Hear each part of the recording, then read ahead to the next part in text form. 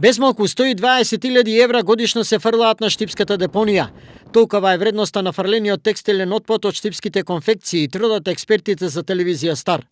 Ова е мотив научната фела да се фати со изготовка на авторски научни трудови со цел парите што се фрлаат да бидат корисни за граѓаните. Експертите од Штипскиот универзитет Гоце Делчев сметаат дека со рециклажа може да се изработи цела лепеза на корисни производи, како на пример се работи за производ на изолација кај преградни ѕидови во згради и се добива од отпад од кроење на полиестерски ткаенини, а идејата за овој производ потекнува од веќе постоечките комерцијални изолациони производи на европскиот пазар. Сето ова убаво звучи како теорија и нешто од практика, но истражувањето говори дека 60% од текстилните бизнисмени од регионот не ја прифаќаат идејата за сортирање и рециклирање на овој вид на отпад на местото на негово настанување, односно во нивните фабрички кругови.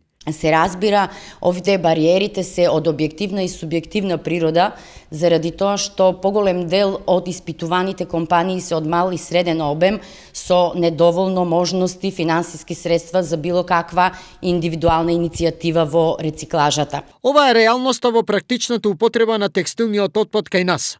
Во меѓувреме, не се намалува неговата количина на штипската депонија. Ѓубрето се собира или текстот се собира во контејнер од 5 метри кубни, а камионите собираат 24 метри кубни пресовано ѓубре или пресован текстил. Значи тоа се еден камион, една тура е од 24 метри кубни.